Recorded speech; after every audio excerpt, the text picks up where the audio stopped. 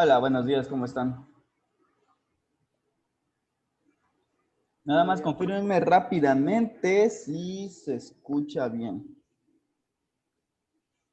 Sí,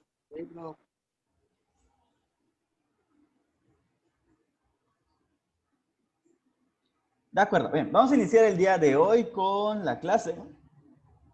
Voy a tratar de ir un poco más rápido porque necesitamos ver, aunque este tema normalmente será hasta el final, pero creo que hay que verlo antes, lo que es el formato APA, ¿ok?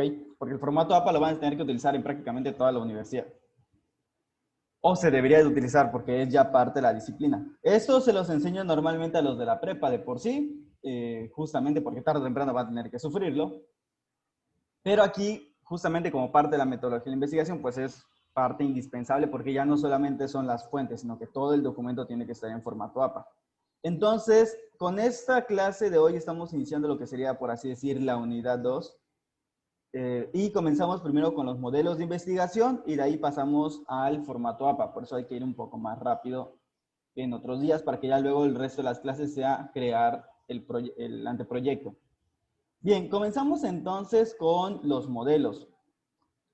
Ya habíamos visto anteriormente que existen muchos tipos de investigaciones y que estos tipos de investigaciones se pueden clasificar de acuerdo a varios criterios, como la finalidad que se busca, como el nivel de profundización que también se está buscando, porque no es lo mismo una investigación meramente que está tratando de explorar un nuevo conocimiento a una investigación que ya trata de demostrar las causas de un fenómeno, entre los intermedios que hay también, porque recuerden que hay intermedios como el nivel descriptivo y el nivel correlacional. También tenemos, habíamos dicho que puede ser de acuerdo al origen de los datos y que estos datos pueden ser vía documental, vía extracción de campo o estudios de campo o vía experimental. En los experimentales, por cierto, puede haber otros subtipos que mencionaba yo, el cuasi experimento. Algo que se asemeja mucho al experimento, pero que no es un experimento en sentido estricto.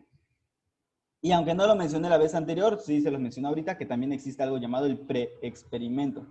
Algo que nuevamente se parece mucho a un experimento, pero a diferencia del cuasi experimento y del experimento normal, no hay grupos de control. ¿Ok? Pero eso, bueno, eso lo vamos a ver más adelante. Igual, pues, va a depender mucho del objeto de estudio. Recuerden que eso es importante. Para que yo pueda diseñar una investigación, o para que yo tenga una investigación, tengo que tener bien presente qué se supone que estoy investigando en primer lugar y en segundo lugar exactamente cómo lo quiero abordar. Porque hay muchas maneras de investigar exactamente lo mismo, pero también se ve limitado a la realidad, es decir, a qué es este objeto que estoy estudiando. Por ejemplo, si yo quisiera estudiar el problema de Dios, no lo puedo hacer con el método científico, bueno, no lo puedo hacer con ciencia. Es decir, mi investigación tendría que agarrar otros modelos, otros métodos, porque el problema de Dios no es un problema científico, es un problema que haría en lo filosófico. Por lo tanto, mi método tiene que ser filosófico. Si yo quiero investigar la circulación sanguínea, bueno, ahí estamos hablando de otra cosa. Entonces ahí ya puedo buscar niveles, por así decir. Solamente quiero explorar cómo funciona, bueno, pues puede ser una investigación exploratoria. Quiero describir cómo sucede la circulación sanguínea, entonces puedo hacer una descripción, puedo hacer una investigación descriptiva. Quiero saber por qué funciona de esta manera y no de otra, entonces ya tendrá que ser experimental o alguna similar. ¿Sí me explico? Entonces, depende mucho del objeto de estudio también. Además, yo podría tomar y quizá enfocarme en un aspecto en especial, que es justamente lo que vamos a ver el día de hoy. Y ya sea que me enfoque en los aspectos cuantitativos o en los cualitativos o en los mixtos. Todo esto se supone, bueno, no se supone, todo esto lo vieron en la prepa. Quizá no se acuerden y quizá a algunos les tocó verlo desde primero porque actualmente ya cambió el programa. No, por actualmente me refiero como hace 2, 3 años. En el cual, de hecho no sé qué tan antiguo sea esto, pero antes esta materia se veía en sexto semestre. La SEP últimamente lo cambió a primer semestre, entonces puede ser que si de casualidad a alguno le tocó este cambio, que no creo, pero si a alguno le tocó, pues igual no se acuerda porque lo vieron apenas ingresando a la prepa y no al finalizar. Aunque, según yo, a la mayoría de ustedes les tocó, o si no es que a todos, verlo en sexto grado como antiguamente se hacía. Entonces, en teoría eso ya lo saben, ¿va? Esto es básicamente nada más profundizar, porque recuerden lo que les decía anterior en otras clases, que al fin y al cabo van a seguir viendo materias que están relacionadas, pero que obviamente se van a empezar a aplicar más a pues, problemas propios, o más bien a metodologías propias que les van a servir a ustedes en su trabajo. Es decir, ya no solamente muy general como ahorita. Entonces, por eso es que pues hay cosas que podemos saltarnos hasta cierto punto. Ok, vamos a ver ahora los tipos de investigación según su enfoque, antes de pasar al otro. Aquí menciono según su enfoque porque también es un tipo de investigación como los que vimos anteriormente. De hecho, creo que lo mencioné, pero no profundizamos en ellos. O sea, en estos dos tipos en particular. De hecho, son tres. Voy a mencionar dos porque el tercer tipo es básicamente una combinación de los dos que voy a mencionar hoy. Y que además de ser una combinación, pues básicamente es realmente la parte, o sea, normalmente se utiliza una investigación mixta, no suele ser tan, bueno, dependiendo también de qué estamos hablando, no suele ser como que enfocado únicamente a uno. Aunque la vez anterior, por ejemplo, mencionaba que sí puede darse investigaciones completamente documentales, lo cual sería completamente cualitativo, como en el caso del derecho a la filosofía. Si es que se le puede llamar cualitativo a eso, porque más bien son puros razonamientos lo que hace la filosofía. Entonces, vamos a ver el primero de los modelos. Este primer modelo es el modelo de investigación cuantitativa. Aquí le voy a pedir a Fátima. ¿Estás por ahí, Fátima? Sí, aquí estoy. ¿Me escucha? O si ahorita para cuando les pregunte, tienen que quitar el micrófono, por cierto, se me fue. A ver, Sí, Fátima, ¿no está por allá? ¿no me escucha? Veo que tienes activo el micrófono, pero no te escucho nada. Creo que... Ay, Ah, yo soy el que no tiene. Yo sí la puedo escuchar, profe. Yo Veo también que la puedo también Iris tiene escuchar el bien. micrófono, pero tampoco la escucho. A ver, permítame, voy a quitar mi micrófono. ¿y ahora? ¿Sí me escucha? Ya, ahora sí, creo que era mi audífono. De Ok. acuerdo, Fátima. Miren, aquí hay una serie de pasos, ¿de acuerdo? O de fases. Hay una primera fase que se llama la idea. Quiero que trates de acordarte o que tú me expliques con tus palabras qué entiendes por la idea. Pues sería algo que queramos investigar, ¿no? Como el tema o del cual queremos hablar. ¿De No sé, eso. acuerdo? Bien, perfecto. Eso es básicamente la idea. Lo que acaba de decir su compañero, eso es la idea. Gracias, Fátima. Cuando hablamos de la idea, bueno, aquí inicia con la fase de la idea. Recuerden que el método científico normalmente se dice que inicia con la observación. Obviamente la observación es más bien una actividad, no es como que algo que va a quedar escrito en el papel, ¿verdad? Al menos no en ese sentido del primer paso. Entonces, realmente el primer paso es que después de que yo observé, surge, pues lógicamente, la idea de que hay un problema. Es decir, algo que me interesó, algo que yo quiero conocer o que quiero saber sus causas. Y entonces ahí ya tengo mi idea. Es decir, básicamente lo que dijo su compañera está bien, es una forma bastante sencilla de entenderlo, es lo que yo quiero investigar y pues hasta ahí. O sea, no hay que buscarle 5 pies al gato. Entonces, esa es la idea. Yo ya tengo entonces un objeto de investigación, ya tengo algo que quiero saber qué es o que quiero investigar sobre qué es. Esto me lleva a la segunda fase que es que es de hecho de las fases más importantes. A pesar de que es de las iniciales, es inclusive más importante que el resto. Y ahorita para pedirle que me explique qué es lo que se acuerda, Marco. ¿Estás por ahí, Marco? Ok, creo que Marco va a utilizar el chat. De acuerdo, Marco. Explícame así muy rápidamente qué es lo que tú recuerdas. Recuerden qué es lo que recuerdo. No significa que sea correcto, ¿no? Ahorita vamos a ir modificando algunas cosas si están incorrectas. Pero lo que tú recuerdes de qué es o de qué trata el planteamiento del problema y por qué es importante.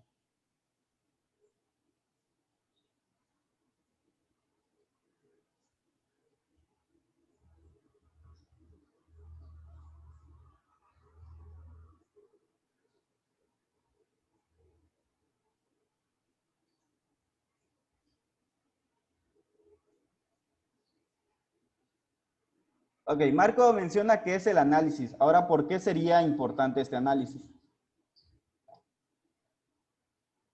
Por cierto, como Marco no puede usar el micrófono por alguna razón, lo está poniendo en el chat por si quieren leer ahí lo que pone. ¿Por qué sería importante este análisis?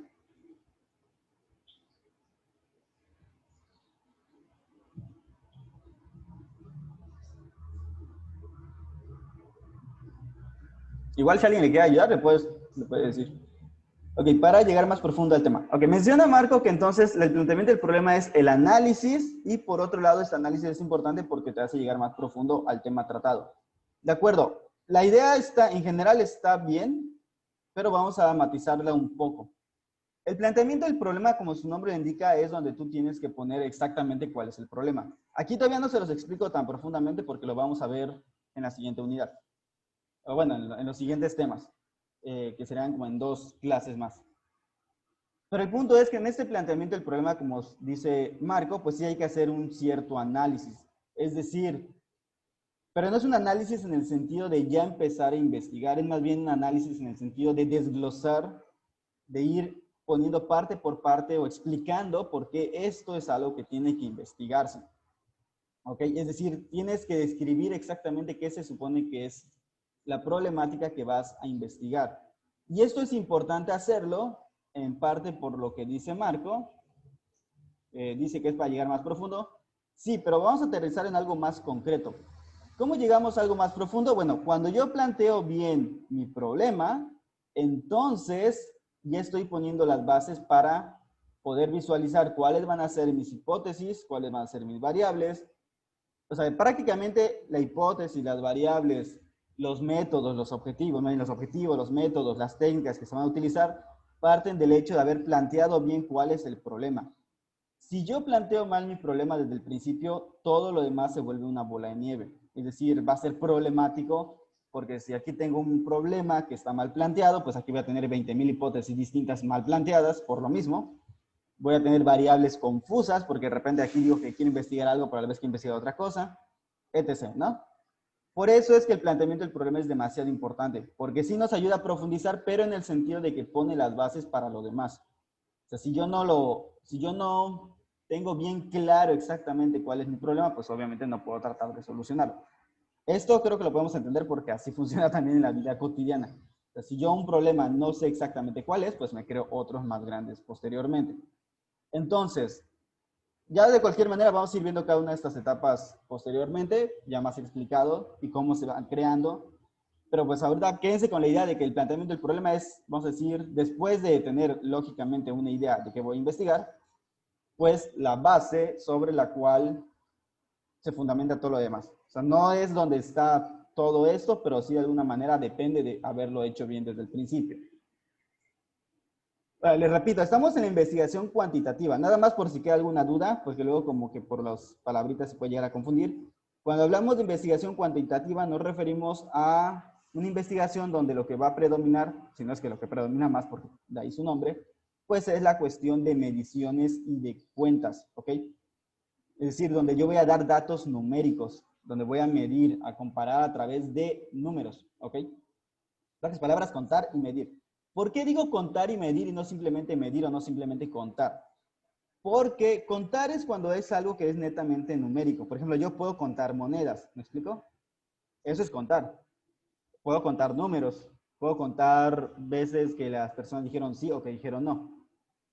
Pero hay ocasiones que tenemos que medir. Y medir es asignarle valores numéricos a cuestiones que no son numéricas.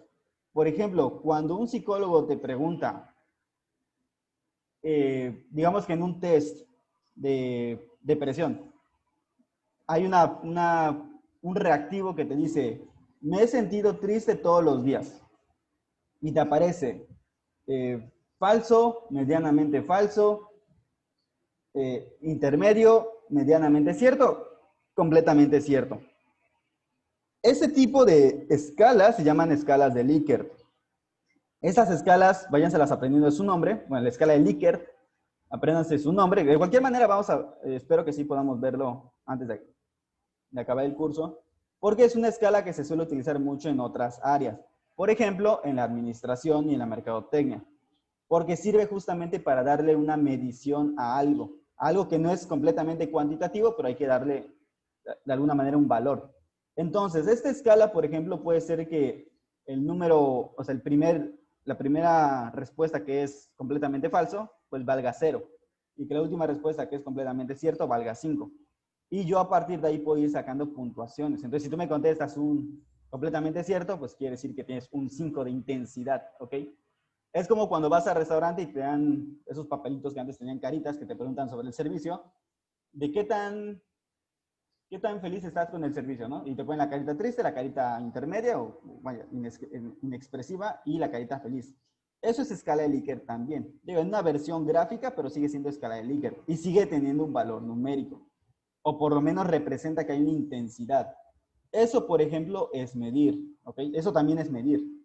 Es, en este caso, tu satisfacción como cliente o la sintomatología depresiva, que menciona la cuestión de estar triste todo el día, se les están asignando valores numéricos para entender que hay una intensidad, pero no es que tú puedas medir directamente la satisfacción, porque eso es algo cualitativo, pero ya le estás asignando números.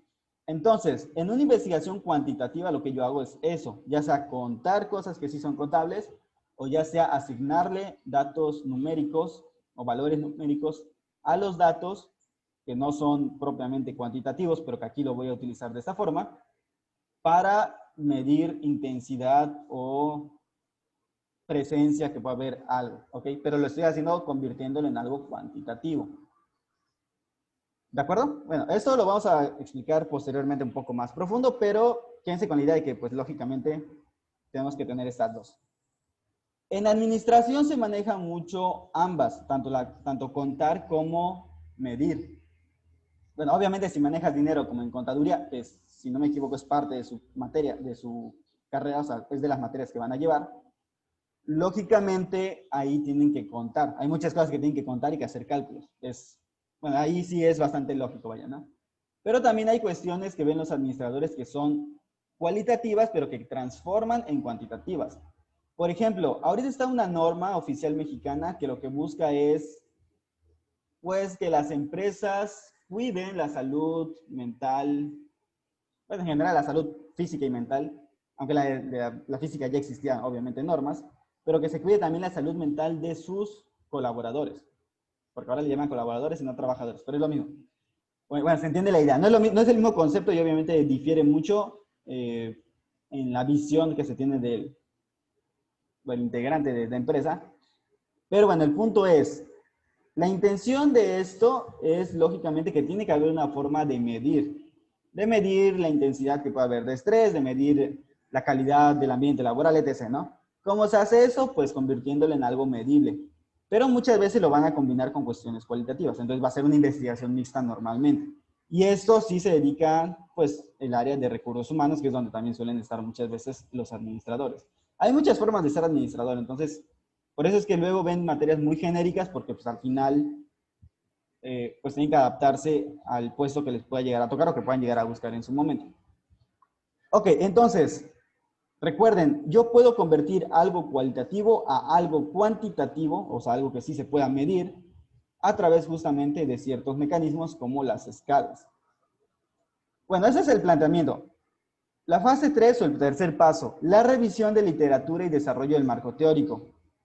Seguramente este es el modelo que ustedes ya conocen, con pasos de más o pasos de menos, porque aquí más bien te dice el proceso real, es decir, el proceso como se da en la realidad, de cómo se da una investigación. Si se dan cuenta, una de las principales características de una investigación cuantitativa es esta. No, obviamente aquí no lo podemos ver porque aquí hace una curva, pero es básicamente que una investigación cuantitativa es lineal.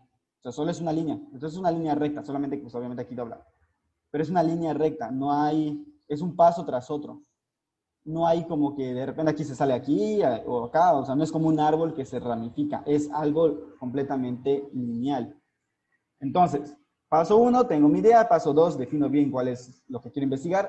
Paso 3, reviso la literatura, es decir, reviso investigaciones previas que ya haya sobre el tema o que por lo menos puedan aportar algo. Por ejemplo, si voy a investigar la depresión, pues no me tengo que inventar que la depresión ya existe en una definición. Entonces voy, digamos, aquí yo le estoy dando un ejemplo de psicología, pero bueno, me voy al DSM-5 y saco la definición del DSM-5. ¿Ok? Entonces, la revisión de la literatura es para ver, lógicamente, qué es lo que ya existe. Y luego esto me lleva al desarrollo del marco teórico. ¿Ok?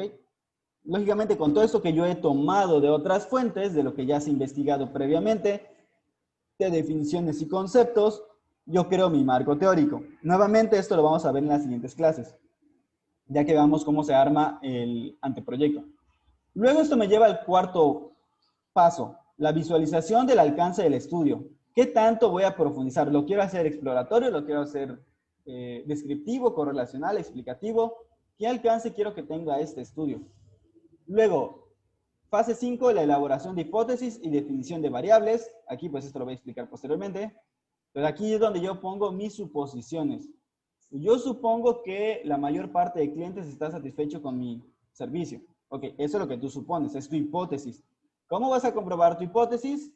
Pues lógicamente aplicando, pues tal vez encuestas de satisfacción, ¿no? Y ya con eso puedes comprobar si tu hipótesis es correcta o no. Junto con la hipótesis hay que definir bien las variables. Entonces, si se dan cuenta, cuando yo digo que dije pacientes o dije que, bueno, mis clientes, la mayor parte de mis clientes van a tener una satisfacción excelente de mi servicio. Ok, ya tengo ahí dos variables. En primer lugar, satisfacción. De hecho, tengo una variable, ¿no? La que me interesa es la variable satisfacción. ¿De acuerdo? Y esto depende, pues, del buen servicio. Entonces, hay dos variables, el buen servicio y la satisfacción. Un buen servicio se va a ver reflejado en un buen nivel de satisfacción. ¿De acuerdo? Entonces, ya tengo dos variables, una que es dependiente de otra. ¿Cuál es de...? A ver, aquí un ejemplo, a ver, vamos a ver.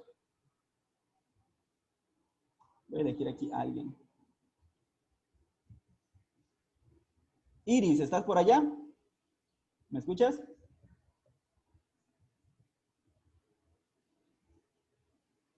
Sí, Sí, a ver, Iris. Acabo de mencionar un ejemplo de satisfacción, ¿ok? Y ya mencioné que la satisfacción depende de, o más bien que una satisfacción excelente depende de, obviamente, también el grado de buen servicio que yo tenga. ¿Cuál de esas dos es la variable dependiente? mm, eh, pues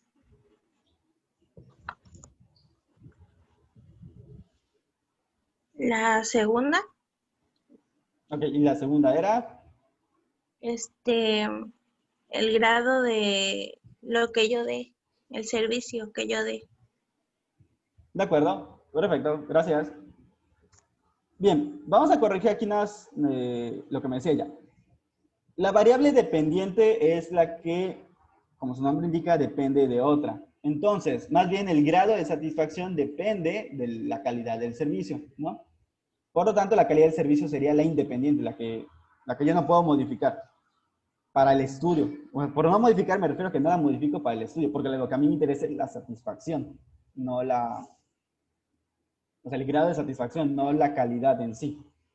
Por lo tanto, si yo quiero conocer mi grado de satisfacción, tengo que tener presente mi calidad, ¿de acuerdo? No se preocupen, si les hago estas preguntas es para ver qué tanto se acuerdan o no de la materia. Y ya cuando veamos cómo se crea todo el anteproyecto de investigación, ahora sí les voy a explicar cómo es el planteamiento del problema, cómo se arma un marco teórico, o sea, toda esa parte la vamos a ver. Por eso es que sí necesiten un poco más rápido, porque por lo menos hay ciertas ideas esenciales como el planteamiento del problema, el marco teórico, las hipótesis y variables, que sí, y obviamente las técnicas, que sí hay que profundizarle más. A pesar de que ustedes no van a hacer propiamente un proyecto terminado, solamente van a entregar un anteproyecto. Pero es que prácticamente el anteproyecto es la mitad de un proyecto terminado. Si tú ya tienes tu anteproyecto, la otra parte es simplemente llevarlo a cabo y juntar esos datos a lo que ya tenías. Y sí hay ciertas diferencias, pero en general es la mitad de un trabajo de investigación. No importa si seas un doctor en física cuántica que está haciendo su investigación, básicamente el marco teórico ya es la mitad del trabajo.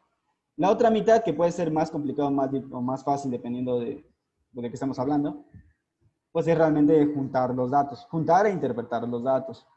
Bueno, tenemos entonces hipótesis y variables. Eso nos lleva al desarrollo de investigación. Es decir, ya tengo cuál es mi problema propiamente marcado, ya tengo un marco teórico, ya tengo el alcance que quiero lograr, ya tengo cuáles son mis hipótesis y las variables que intervienen.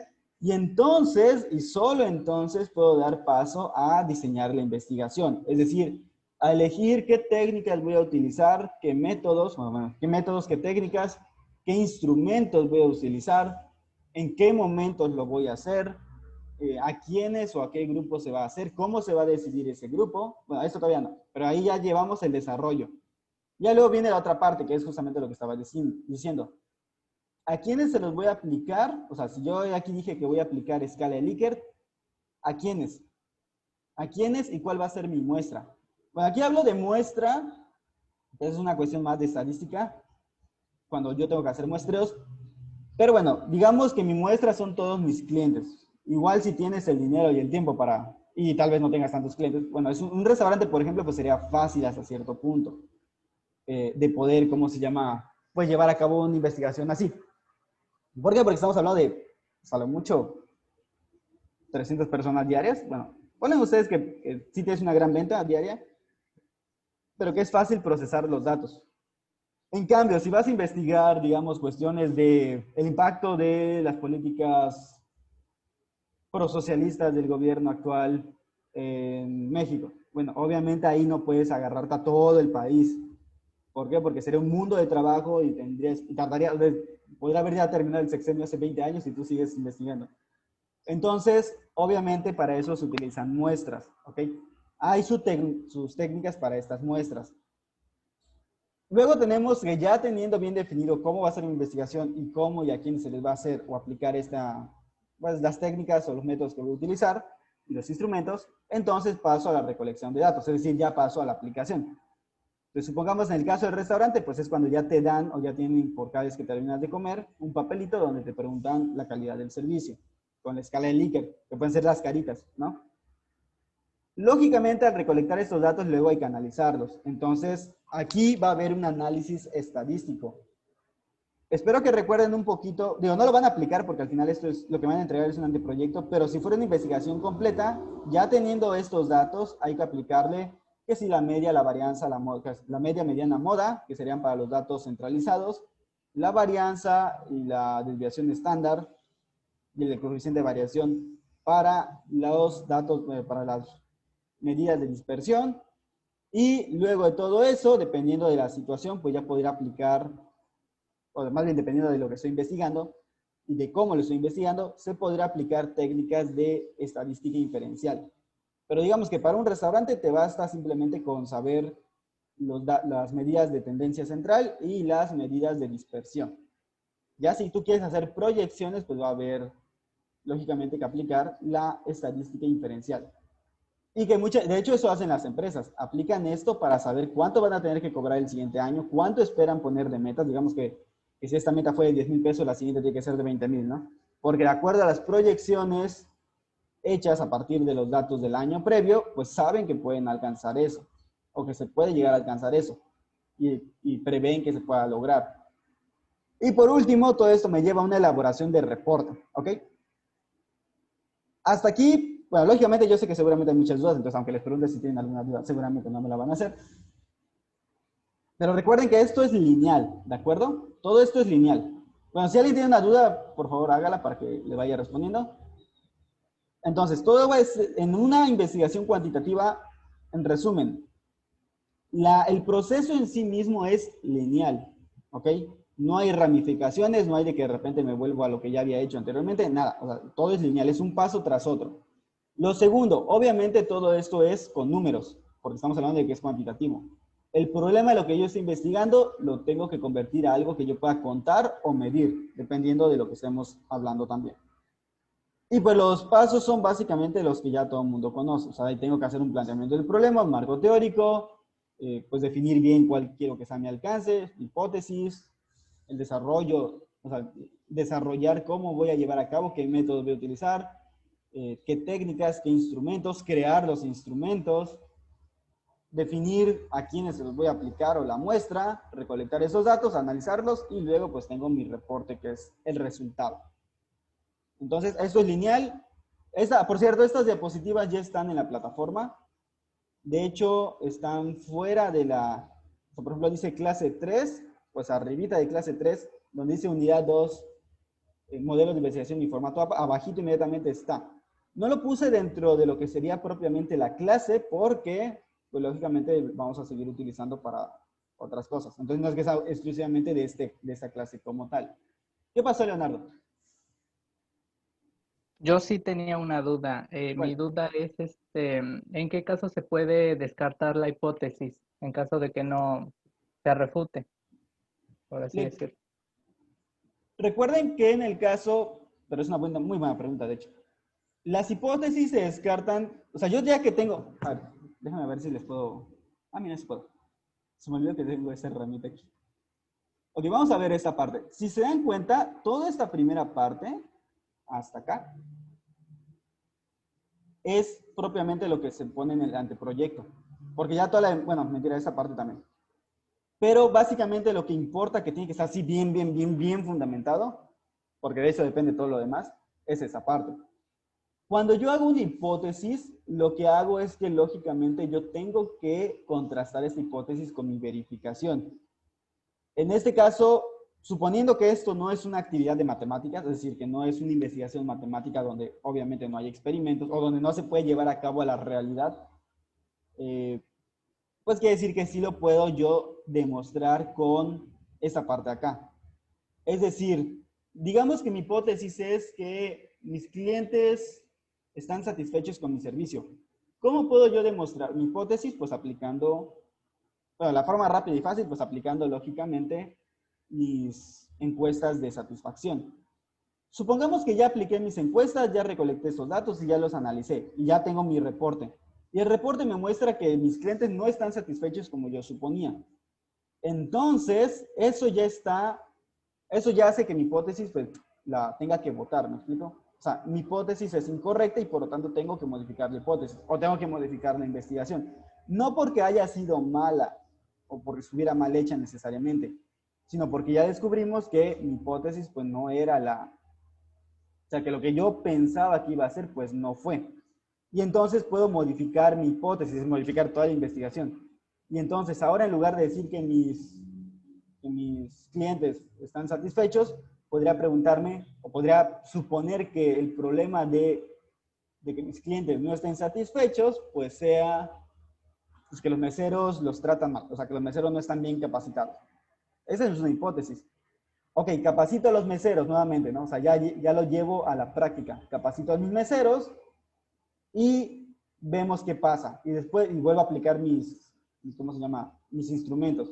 Resulta que ahora parece que mis clientes están satisfechos. Entonces quiere decir que mi hipótesis de que la causa de que no lo estuvieran, pues eran los meseros, bueno, la mala formación de los meseros, capacitación de los meseros, pues entonces ahora ya se comprobó que sí era porque al modificar esto, es decir, al capacitarlos, pues entonces hubo o mejoró la satisfacción del cliente, ¿de acuerdo? Entonces, básicamente la hipótesis, cuando es incorrecta, se desecha cuando tus resultados te demostraron que no era lo que tú esperabas. Eso es propiamente dicho. Ahora, si lo que tú te refieres es, ya tengo una hipótesis y mi maestro me dice, está mal hecha, tienes que volverla a hacer.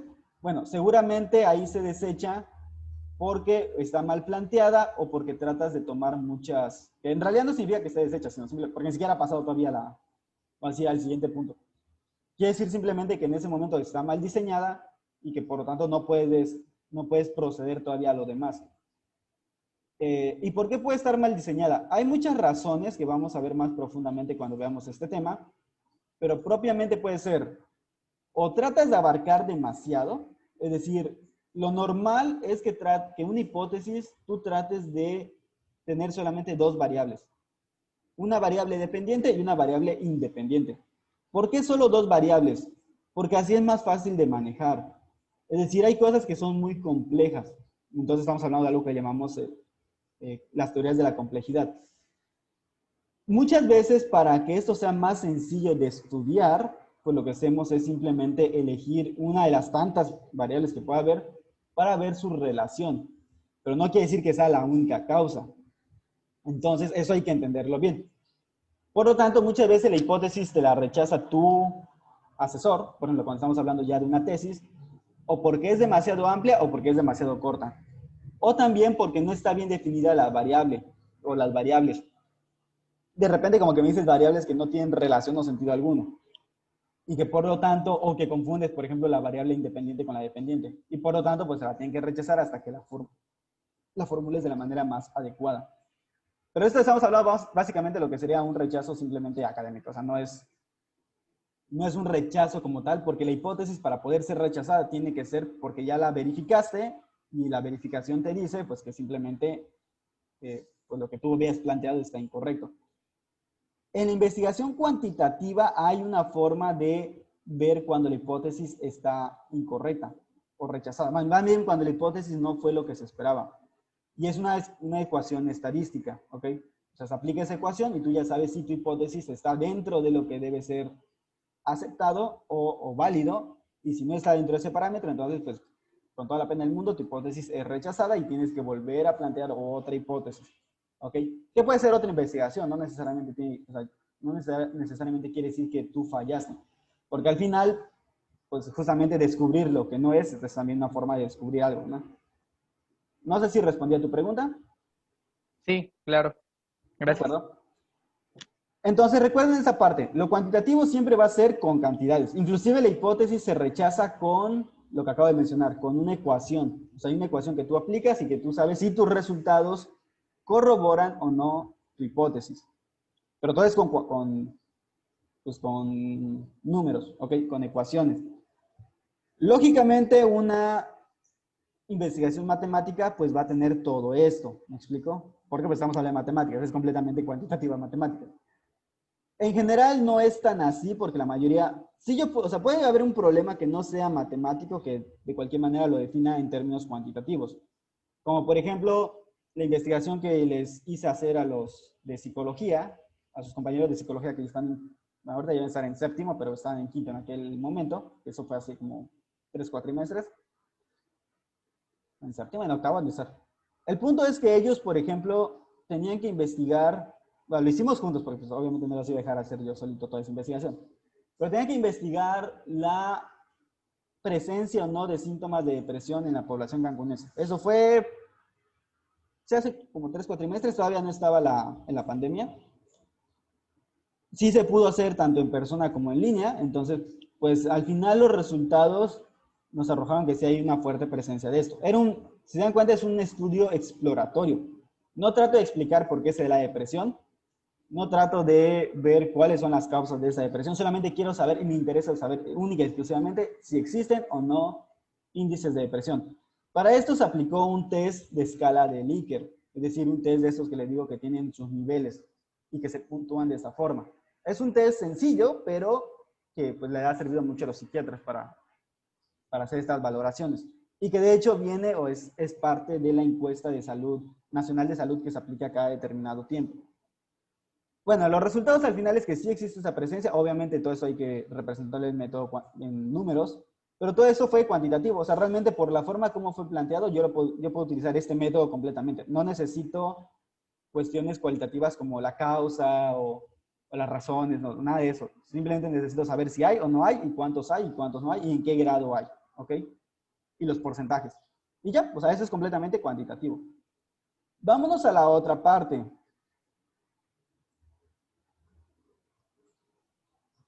La otra parte es la investigación cualitativa. Este es el proceso cualitativo. ¿Quién me quiere decir cuál es la primera diferencia con el anterior? A ver, Leonardo. ¿Puedo? Leonardo alza la mano primero. Bueno, la principal diferencia entre ambos procesos es que en el cualitativo uno se puede regresar en diferentes etapas o diferentes fases, a diferencia del cuantitativo, perdón. Ok, perfecto. Bien, quien iba a participar también antes de que alzara la mano Leonardo, dígame así muy rápidamente, es que no vi quién era porque no tengo ahorita la parte de aquí para ver quién es, pero quien haya sido, dígame muy rápidamente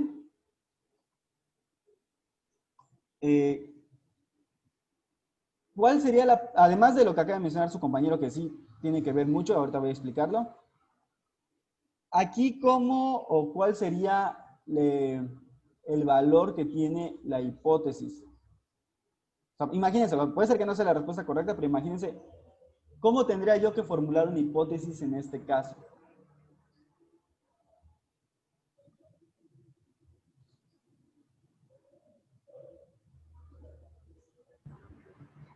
Pues de lo que yo me acuerdo es que, no sé si me escuché, Sí. que la hipótesis puede ir cambiando conforme vayamos avanzando durante la investigación, porque no es una investigación lineal. Perfecto. Es decir, Leonardo dijo la parte de que no es una investigación lineal y tú mencionas la parte de que puede ir cambiando. Muy bien, de hecho es completamente correcto lo que han dicho los dos. Vamos a explicarlo un poco más. Viendo el esquema es muy notorio que este no es una línea recta. Es decir, sí ven aquí que hay como que un proceso, hasta aquí pareciera que es recto, pero por ejemplo, en el medio tenemos la literatura o marco de referencia que de hecho, si se dan cuenta, pues te dice que puede estar influenciando en todas partes. Y luego donde dice elaboración de resultados, resulta que la elaboración de resultado también me ayuda a interpretar mis resultados. Entonces, como ya tengo esto, pero a la vez con esto puedo reinterpretar esto, y a la vez con la interpretación puedo analizar los datos. Entonces, no es lineal, al menos no toda la parte. Cuando llegamos a la concepción del diseño, se puede volver a modificar acá. Como su nombre le indica, obviamente aquí estamos hablando de cuestiones cualitativas, de cualidades, ¿ok? No le da el énfasis a la cuestión de los números, más bien el énfasis está en las descripciones o en los análisis racionales que se hacen sobre los problemas, ¿ok? Lógicamente también tal vez sean muy pocas realmente las investigaciones que sean completamente cualitativas, pero también existen. En general, las investigaciones suelen ser mixtas, entonces no son ni completamente cualitativas ni completamente cuantitativas. Por eso les decía que el tercer modelo no los voy a mencionar porque es básicamente una combinación de estos dos. Pero sí viene en el libro. Si ustedes leen el libro de texto que está en su plataforma, ahí sí viene bien mencionado todo esto. De hecho, todas estas imágenes les he destacado de dicho libro. No crean que me las he inventado yo. Entonces, ¿qué es lo que sucede con la investigación cualitativa? Por lo mismo que su enfoque es completamente hacia otro tipo de datos y la forma como lo maneja, y son cosas que no quedan plasmadas por numeritos únicamente, porque vaya, que no se, que la forma por cómo la aborda, no es tanto que no se pueda, sino por la forma como la aborda, lo que le interesa es justamente la cuestión pues, de las cualidades. ¿A qué nos lleva esto? Bueno, la fase 1 pues es la misma. Siempre tienes que tener obviamente una idea. Siempre va a haber un planteamiento del problema. Ahora bien, ¿qué es lo que sucede aquí? Cuando yo planteo el problema es porque normalmente también ya estoy acudiendo a literatura que existe anteriormente. Es decir, ya tengo un marco de referencia previo al momento de plantear el problema. Y a la vez, cuando yo planteo el problema me lleva a una inmersión, bueno, aquí le llama inmersión inicial en el campo. Vamos a suponer un ejemplo. Yo quiero investigar cómo es la cultura maya actual, ¿ok? Yo ya tengo una idea de qué quiero investigar. Supongamos que ya planteé el problema. Lo de plantear el problema es, lógicamente, esencial. Es básicamente lo mismo que el anterior. La diferencia es que va a ser planteada no en términos de algo numérico, sino en términos de algo cualitativo. Entonces, yo ya tengo un planteamiento. Ese planteamiento puede estar ya inspirado por un marco de referencia previo, ¿ok? O sea, sobre algo que ya sabemos o conocemos de los mayas actuales. Y que yo tengo mi problema y que yo quiero saber, pues, cuál es el valor del... ¿Cómo se llama este rito? ¿Scatsmets? Bueno, se me fue. El que le llaman bautismo maya, que no es un bautismo obviamente, pero que ellos le llaman, que se le suele conocer popularmente como el bautismo maya. Se me fue ahorita el nombre en maya, pero bueno. Entonces yo quiero investigar sobre eso. Eso no es algo que yo pueda medir con números, ¿me explico? Al menos no si mi enfoque es cualitativo. Igual y puedo yo saber, igual si me interesara, pues yo podría preguntarme pues cuántas personas lo siguen practicando. Eso ya sería cuantitativo. Pero no, a mí me interesa es conocer cómo es el proceso, ¿ok? Y qué ideas o valores hay detrás de ello, o de la función social que hay detrás. Entonces, yo ya tengo mi marco de referencia, planteo mi problema. Esto me lleva a mi inmersión inicial en el campo, pero recuerden que esa inmersión sigue estando afectada por el marco de referencia. Sin embargo, esta inmersión inicial en el campo me lleva entonces a a darme una idea de cómo tengo que diseñar el estudio, ¿ok? Pero este estudio también está afectado por el marco de referencia. Luego, la otra cuestión es que la hipótesis, si se dan cuenta, no está en ningún lugar. O sea, aquí no hay hipótesis. ¿Dónde está la hipótesis? No hay ninguna hipótesis en este proceso. Entonces, es el tercer elemento. No porque no exista la hipótesis, sino porque yo ya puedo tener una hipótesis desde acá. ¿Me explico? O sea, yo ya hice mi inmersión inicial en el campo, yo ya tengo un marco de referencia. Entre este y este yo puedo tener ya una hipótesis. Luego, ya hice mi inmersión inicial en el campo, mi hipótesis la puedo modificar y tener otra hipótesis diferente acá. Ya hice el diseño de estudio, pero aquí tengo entonces otra hipótesis, o sea, puedo aquí poner otra hipótesis. ¿Sí me explico? O sea, la hipótesis realmente se puede repetir en varias partes, no es como que sea una exclusivamente. Ya para el resultado final, pues ya voy a poner una, ¿no? Pero en sí, yo puedo ir modificando mi hipótesis en cualquier momento, con base en lo que voy empezando a experimentar, bueno, experimentar en el sentido de empezar a investigar ya, en el sentido también de en cuánto cambia mi marco de referencia, porque recuerden que aquí como que hay siempre una realidad, marco de referencia, realidad, marco de referencia, realidad, marco de referencia. Entonces eso es lo que hace que sea más complejo en ese sentido, que no es algo lineal como en el otro método, sino que aquí hay que ir constantemente volviendo al marco de referencia y constantemente modificando la hipótesis inicial, hasta que ya quede, por así decir, una hipótesis pues, más adecuada a lo que se supone que me están dando los datos. Ya que tengo mi concepción de estudio, nuevamente vuelvo al marco de referencia o estoy inspirado por el marco de referencia. Esto me puede llevar a modificar la hipótesis, pero supongamos que no. De cualquier manera paso a la definición de la muestra inicial y cómo acceso a esta. Puede ser que ya teniendo esto se modifique o no la hipótesis nuevamente y paso a recolectar los datos. ¿Ok? Recolectados los datos, obviamente va a haber un análisis de estos, una interpretación, y esta interpretación nuevamente puede haber modificado ya nuevamente mi hipótesis, o verse afectada por otro marco de referencia, los marcos de referencia nuevamente, y esto me lleva a la elaboración de resultados, que a la vez me puede llevar a reinterpretar los resultados posteriormente. Entonces, aquí no es lineal, como decía su compañero, aquí la hipótesis pues realmente puede estar en donde sea, como decía su compañera, porque pues simplemente es distinto. ¿Qué carreras suelen utilizar mucho este método? Pues sobre todo la sociología, la antropología, de hecho la psicología no tanto, pero también lo puedo utilizar. Normalmente lo que son las ciencias sociales, que depende también, porque recuerden que la economía es una ciencia social y la administración es una ciencia que nace de la economía, y sin embargo pues le dan más énfasis a lo cuantitativo. Pero también le pueden dar énfasis a todo esto, aunque lo normal es más bien algo mixto, ¿no? Entonces, así sería una investigación cualitativa. Si no me equivoco, en la tarea que les dejé, que por cierto les extendí creo 1 o 2 días, no creo que les extendí un día más, la entrega, es decir, se tenía que entregar hoy a las 11 de la noche, pues van a tener hasta mañana a las 11 de la noche. Les extendí otras 24 horas para entregar el resumen. Si no me equivoco, en el resumen viene justamente todo esto que estamos hablando. Es decir, entra en las páginas o los temas que tocan esto. Obviamente no quise tampoco que fuera pues a dejar de las 80,000 páginas que tendrán que leerse para eso, pero sí son varias paginitas. De hecho son como 20 páginas, no son tantas. Ok, pero sí, me parece que entra, dentro de ese resumen entra justamente todo lo que estamos hablando. Entonces, el libro, de hecho, si lo leen, que yo espero que lo estén leyendo, independientemente de las tareas, ya les explica paso por paso cómo se da este proceso, ¿ok? Simplemente se trata de leer o de profundizar y de hacer su resumen. El mixto, como su nombre lo indica, va a combinar ambos. Va a combinar este que vimos anteriormente con este en algunos aspectos. Entonces va a ser más o menos igual. De hecho, no hay como un esquema propio del mixto porque combina ambos. ¿Ok? Pasemos entonces a los últimos temas al respecto de esta parte. Ay, fui muy rápido con esto. Ok, bueno, antes de pasar a lo siguiente. Estas, como mencioné, son 2 tipos de investigación. Bueno, más bien son 3 tipos de investigación. ¿De acuerdo? El tercero, yo me parece que sí vamos a hablar un poquito del tercero antes. ¿Dónde está su plataforma? Ya la perdí. Espero que no me haya sacado todavía la sesión, si no, pues ahorita ingreso. Ok, como les comentaba en su libro, que está... ¿Dónde está? Aquí.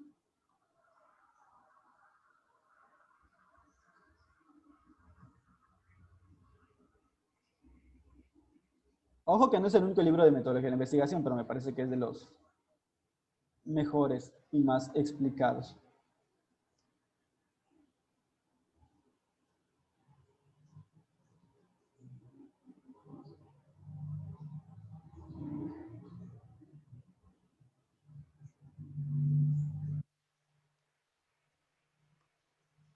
¿Se ve el libro o se sigue viendo la pantalla anterior? Ah, se sigue viendo la pantalla anterior. Ok. A ver, veamos. Ya, le estoy compartiendo el libro supuestamente. ¿De acuerdo? Este es el libro. O sea, es un libro gordo, son como 600 páginas.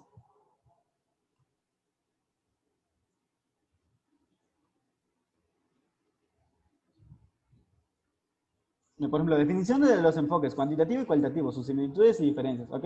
Bueno, ese primer capítulo, obviamente, bueno, perdón, si repito mucho una palabra me dicen, porque ahorita ya me di cuenta que estoy repitiendo mucho la palabra obviamente. Como pueden darse cuenta, aquí pues ya nos dice, o sea, ya comienza directo, ¿no? ¿Qué es investigar? Y la investigación es un conjunto de procesos sistemáticos, críticos y empíricos que se aplican al estudio de un fenómeno o problema. En este sentido, pues se está refiriendo a la investigación científica. Aquí pues dejamos de lado cualquier otro tipo de investigación que no tenga que ver con la ciencia, por las características que da, sistemático, crítico y empírico. Que tampoco es del todo cierto porque una investigación matemática pues no es empírica, pero bueno, se entiende la idea, ¿no? De que es sistemática, crítica y que por lo tanto una investigación científica necesariamente tiene que pasar por un proceso bastante riguroso, es decir, lo que ya habíamos mencionado anteriormente de cómo definir la ciencia. ¿De acuerdo? Los enfoques, aquí menciona lo de los enfoques, aquí es donde está este material que les decía, le va explicando, por ejemplo, las características. El enfoque cuantitativo refleja la necesidad de medir y estimar magnitudes de los fenómenos. Voy a tratar de hacerlo más grande. Ahí está, para que se vea y no... O sea, aquí ya el libro ya les explica todo realmente. ¿De acuerdo? O sea, ¿qué es lo que necesitamos o qué características tiene el enfoque cuantitativo? Necesidad de medir y estimar magnitudes, es decir, contar y medir, lo que ya había dicho anteriormente. El investigador plantea un problema de estudio delimitado y concreto, a diferencia del otro, del cualitativo que estábamos viendo ahorita, que su problema no está del todo delimitado, por lo menos no al principio. Una vez planteado el problema de estudio, el investigador o investigadora, pues es lo mismo, ¿no? Considera lo que se ha investigado anteriormente. Esta es la famosa revisión de la literatura, y que con eso se construye un marco teórico, es decir, la teoría que habrá de guiar el estudio. Todo esto pues es lo que ya saben ustedes, o por lo menos tienen una idea muy básica, o muy general de lo que recuerdan. Lo cual deriva en una o varias hipótesis, de preferencia siempre elijan una, o sea, porque elegir varias hipótesis va a ser un relajo. Realmente es complicado de elegir muchas hipótesis, de hecho casi nadie lo utiliza. Y se somete a prueba mediante el empleo de los diseños de investigación apropiados, ¿ok? A decir la hipótesis, que por ahora denominaremos creencias, que en realidad es una hipótesis, es una suposición, se genera antes de recolectar y analizar los datos. Luego pues se recolectan los datos, en los que se fundamenta la medición. Como enfoque se pretende medir o contar, dependiendo del caso, bueno, en este caso medir, los fenómenos de estudio deben poderse observar o referirse al mundo real. Es decir, solo podemos hacer investigaciones cualitativas o cuantitativas, porque en eso sí se parecen ambos, cuando nos referimos a cuestiones del mundo, o sea, lo que existe en la realidad. Porque las ciencias formales, como las matemáticas y la lógica, tienen otros métodos, ¿de acuerdo? Y tienen otros métodos simplemente porque se refieren a otro tipo de seres que no son seres reales, son seres ideales, son solo ideas. Los números son ideas, entonces las matemáticas pues lo van a investigar de forma diferente. Y los datos deben ser analizados con métodos estadísticos. Bueno, básicamente aquí les explica todo lo que ya he mencionado anteriormente. Un poco, básicamente aquí está, ¿no? Aquí, por ejemplo, la relación entre la teoría, la investigación y la realidad, ¿no? Aquí les aparece la relación entre ambas.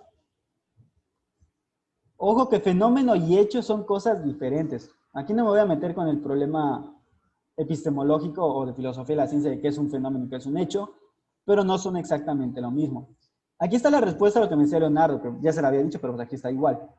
Se aceptan las creencias o hipótesis del investigador como válidas. Se prueba la teoría, es decir, si coincide con la realidad del fenómeno. Si lo que yo suponía coincide con el fenómeno o con los resultados de la investigación, quiere decir que mi hipótesis es válida. Si mi hipótesis no coincide con el fenómeno o con la realidad, entonces pues no es válida. Es decir, es el resultado lo que me dice si mi hipótesis era o no era. Si lo que yo pensaba que iba a pasar o que explicaba lo que, pues el fenómeno de estudio, resulta que sí lo hace, pues entonces es válida. Y si no, pues quiere decir que es inválida y que por lo tanto hay que buscar otra hipótesis que explique dicha realidad. Luego tenemos las características del enfoque cualitativo. Ya mencionamos que también se guía por áreas o temas significativos de investigación. Sin embargo, en lugar de que la claridad sobre las preguntas de investigación e hipótesis preceda la recolección y análisis de los datos, como en la mayoría de los estudios cuantitativos, en los estudios cualitativos pueden desarrollar preguntas e hipótesis antes, durante o después de la recolección y análisis de datos. Es decir, pues prácticamente, realmente la hipótesis puede hacerla en cualquier momento y en cualquier lugar, ¿no? Entonces, realmente, lo cualitativo, pues aquí se va retroalimentando constantemente los datos que ingresan y por lo tanto, pues realmente no hay una hipótesis fija como tal. Y es ahí donde viene este esquema. Es decir, todo el esquema que ya les mostré. Luego les aparecen ciertas características. Si no me equivoco, es justamente de esto de lo que se trata su resumen. Pues aquí ya está. Además, el enfoque de la aproximación cualitativa posee algunas de esas características.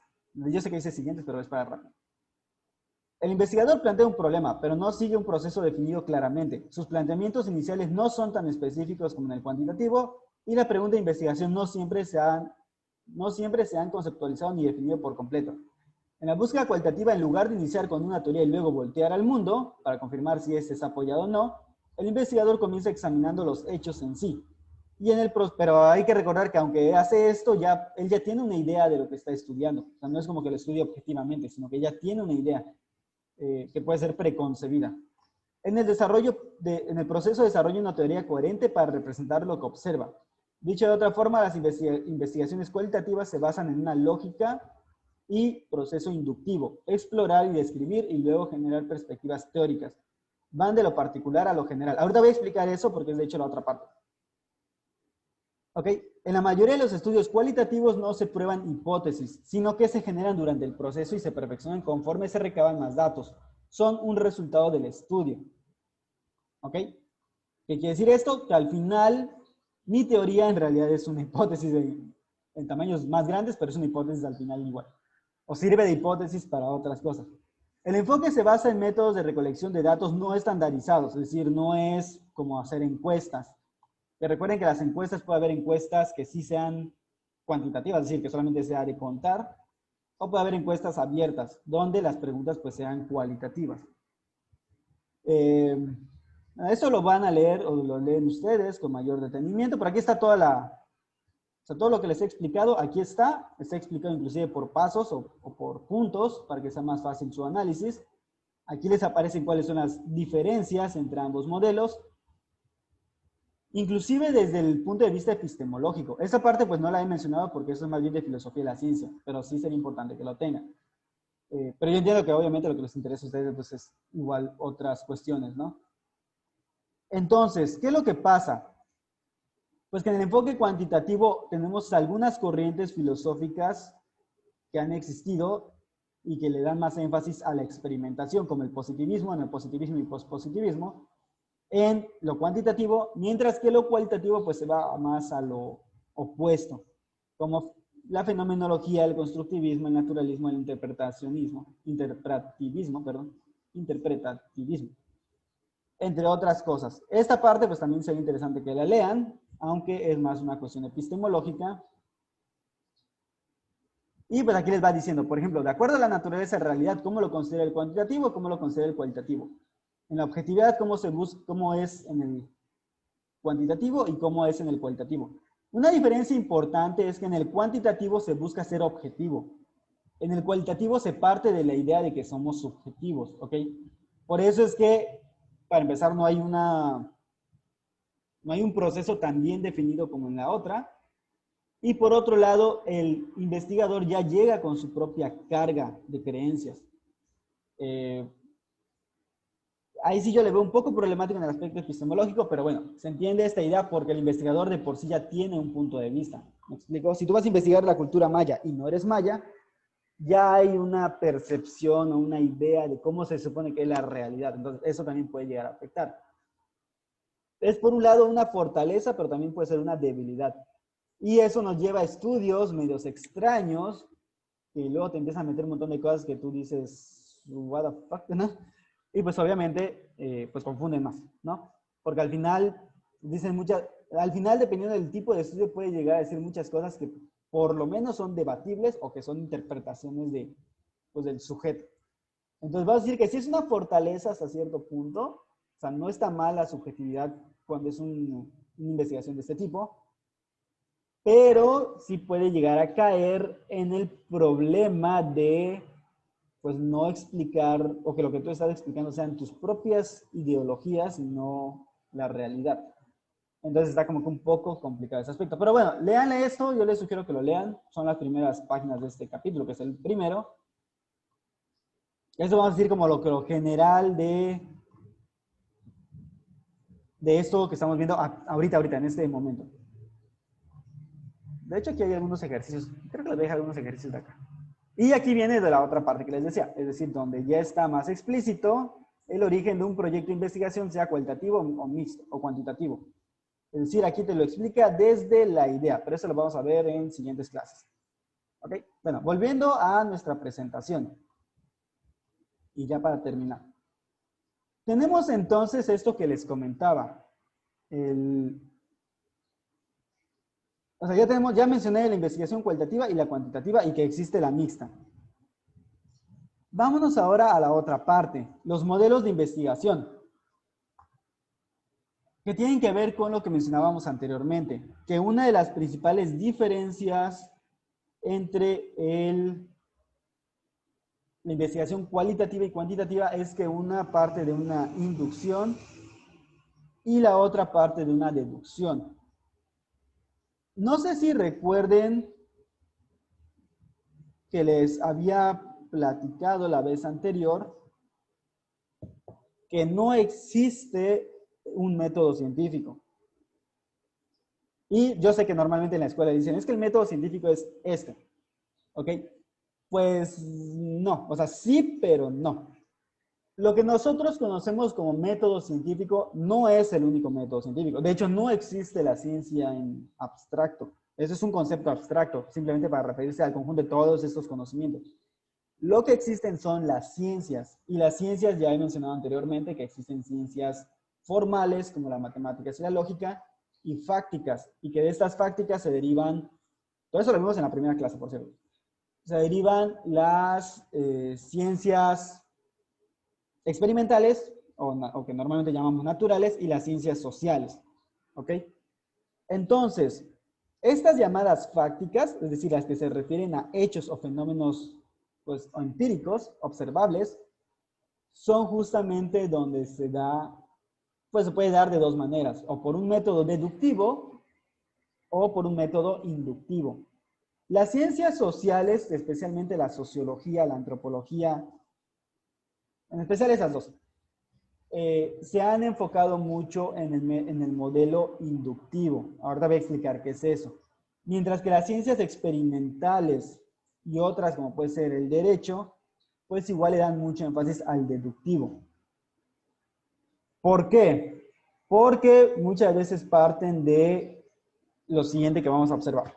¿En qué consiste el modelo deductivo? Que también se le puede llamar hipotético deductivo. De hecho, se le llama hipotético deductivo y que es con el que funcionan los experimentos y el famoso método experimental.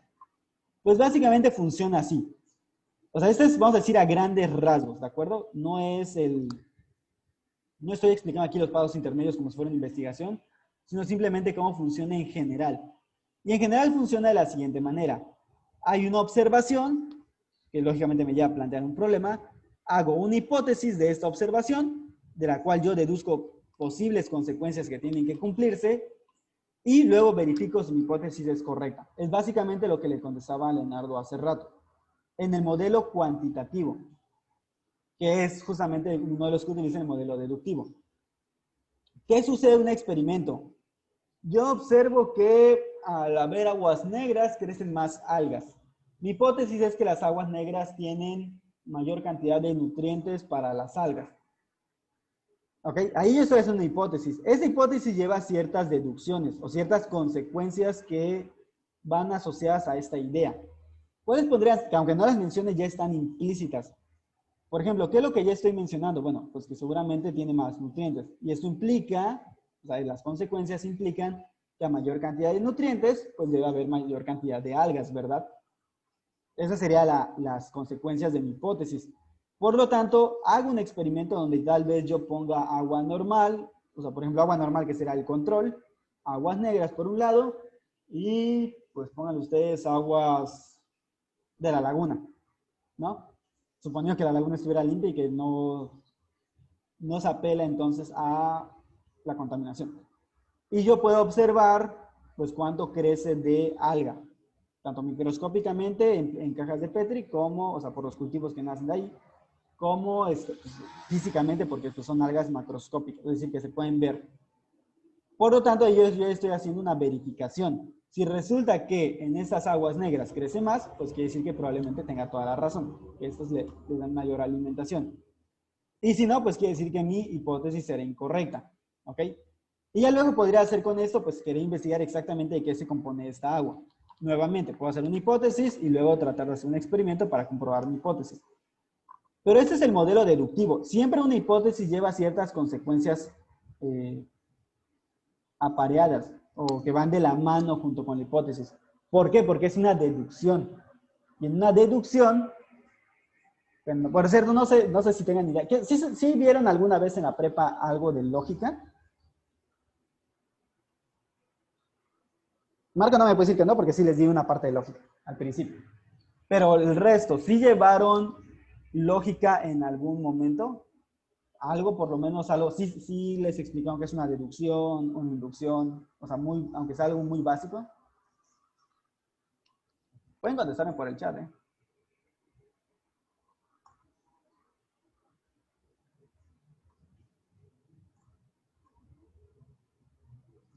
Ok, Fátima no recuerda. Pues no recuerda, lo más seguro es que no. Ángel Yo tampoco. tampoco recuerdo. Leonardo no, tú dices que no. Ok, probablemente, supongo que sí, pero ya hace mucho. Ok, Iris dice que probablemente que sí. Ok, una pregunta. La mayoría de ustedes estudió aquí en Quintana Roo, ¿verdad? Digo, no es que vengan de otro estado y que hayan estudiado su prepa en otro lado. Ok. Bueno, Fátima dice que sí. Ok, Leonardo sí viene de otro estado. Y no recuerda ¿de qué estado vienes, por cierto, Leonardo? Perdón, ¿me podría repetir la pregunta? ¿De qué estado? ¿De dónde De vienes? Tlaxcala. De Tlaxcala. Ok, Sí, perfecto. así es. De acuerdo. Bueno, Elvis viene de otro país. ¿Tú no llevaste lógica en la prepa? ¿O en el grado académico correspondiente? No sé cómo le llaman. ¿Por qué les pregunto esto? Porque aquí en México, no aquí en México, mentira, aquí estoy mintiendo. No aquí en México, en Quintana Roo específicamente, es de los estados donde en la prepa no llevan lógica. ¿Ok? ¿Cuál es el problema de esto? Pues que realmente mucha gente no sabe pensar de esta forma porque no se las enseñaron. Yucatán por lo menos sé que sí lleva lógica. Las escuelas que son de la UADY sí llevan lógica. Eso sí lo sé, o la llevaban, a menos que ya hayan arruinado otra vez el sistema educativo y pues le hayan quitado esa materia. Pero ellos sí llevaban lógica. Entonces, les explico muy rápidamente qué es la deducción, como para que tengan una idea. No, Elvis dice que en la secundaria sí, pero en la asignatura de matemáticas. Sí se ven matemáticas. Lo que sucede es que normalmente hacemos una diferencia entre la lógica de matemáticas, que es, vamos a decir, la que se utiliza para usar números, y la lógica que tiene que ver más bien con el pensamiento en general. Que al fin y al cabo, el pensamiento matemático es un tipo de pensamiento. Pero, si nos vamos desde un punto de vista psicológico, es diferente el proceso que se da para el pensamiento matemático al pensamiento que se da para el pensamiento, vamos a llamarle verbal. Entonces, por eso normalmente son dos materias distintas, las matemáticas y la lógica.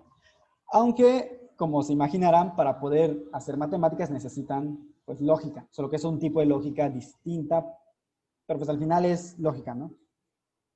Bueno, les decía esto, en Quintana Roo no se da lógica y por lo tanto pues vienen ciertas deficiencias en ese aspecto, que no son deficiencias culpables, vamos a decir, no es que ustedes sean responsables de eso, es culpa de cómo se organizan las materias aquí en Quintana Roo. En Yucatán sí se da, y sé que en las prepas de la UNAM, por ejemplo en la Ciudad de México, ahí sí se da.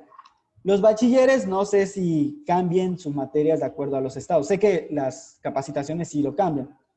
CECITE, CEBETIS y CONALEP seguramente también van a tener distintas áreas, pero las materias básicas han de ser exactamente las mismas en todo el país, porque son sistemas nacionales, no son sistemas de cada estado. Entonces, bueno, el punto es que no lo llevaron. Seguramente no lo llevaron, lo más probable es que no. Yo a los que les doy filosofía en la prepa, normalmente al principio comienzo con algo muy básico de lógica, porque sé que no se las van a dar. Y normalmente, me parece que ustedes iban a llevar lógica tarde o temprano, me parece. Igual y no, pero ya estarán viendo esta parte en la universidad. Ok, explico rápidamente qué es una deducción. Una deducción es un tipo de argumento. Bueno, voy a ser más exacto. No es un argumento, es un razonamiento.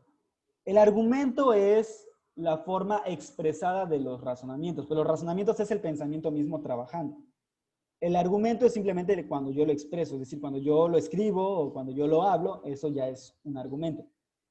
Entonces, el razonamiento básicamente es que yo tengo, o sea, yo parto de unas ideas que le vamos a llamar premisas, y estas premisas a su vez son juicios. Y para que quede más claro esto, ¿a qué me refiero con esto de juicios? Ok, un juicio es afirmar o negar algo de las cosas. Entonces, les voy a poner el ejemplo más elemental y que siempre se va a poner en una clase de lógica. Todos los hombres, bueno, voy a cambiar la letra para que no sea tan grande. Digo que esto es siempre el común porque pues es con lo que se inicia básicamente las clases de lógica. Todos los hombres son mortales, ¿ok? Esto es un juicio categórico.